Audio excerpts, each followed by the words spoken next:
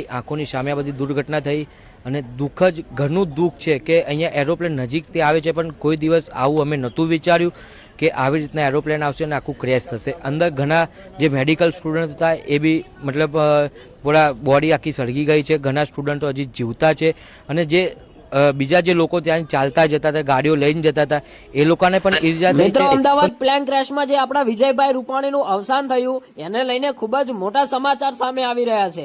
મિત્રો, આ ભાઈ એવું કહી રહ્યા છે કે વિજયભાઈ રૂપાણીને મેં પ્લેનમાંથી પડતો જોયા હતા. તો મિત્રો, બિલકુલ સાચી વાત છે અને આ ભાઈનો વિડીયો અત્યારે હાલ સોશિયલ મીડિયામાં ખૂબ જ વાયરલ થઈ રહ્યો છે. તો મિત્રો, આપણે તમને બિલકુલ લાઈવ વિડીયો બતાવવાના છીએ, તો એન્ડ સુધી ચેનલમાં બન્યા રહેજો. અને જો આપણી ચેનલ ઉપર નવા હોય તો ચેનલને લાઇક, શેર અને સબસ્ક્રાઈબર કરી દેજો. તો મિત્રો, આપણા વિજયભાઈ રૂપાણીનું જે પ્લેનમાં જે અવસાન થયું એના સહિત 200 થી 300 લોકો પણ મૃત્યુ પામ્યા હતા. તો અત્યારે હાલ સોશિયલ મીડિયામાં એક વિજયભાઈ રૂપાણીને લઈને ખૂબ જ મોટા સમાચાર અને નવા વિડીયો વાયરલ થઈ રહ્યા છે. એમાંથી મિત્રો આ ભાઈનો વિડીયો વાયરલ થઈ રહ્યો છે અને આ ભાઈ બિલકુલ લાઈવ અને સાચી માહિતી આપી રહ્યા છે. તો વિડીયોમાં આપણે આગળ વાત કરીએ એના પહેલા તમે આ ભાઈના મોઢેથી વાત સાંભળી લો કે આ ભાઈ શું કહેવા માંગે છે અને કમેન્ટમાં ઓમ શાંતિ જરૂરથી લખજો, એટલે આપણા વિજયભાઈ રૂપાણીની આત્માને શાંતિ મળે. તો જુઓ આ વિડીયો પહેલા.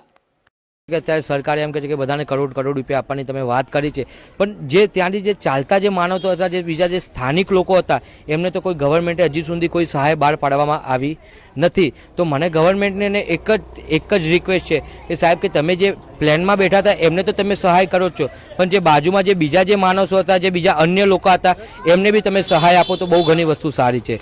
બરાબર, મહેરબાની કરી અને આ વિડીયો જેટલું બને એટલું આગળ વધારજો. અને આ જણાવતા મને ખૂબ જ દુઃખ થાય છે કે અંદરથી કોઈ બચાવી ના શક્યા. અમે જેટલું બનતું હતું એટલું અમે કોશિશ કરીને બધાને બહાર નીકાળ્યા, બાકી કોઈ કોશિશ અમે કરી શક્યા નથી.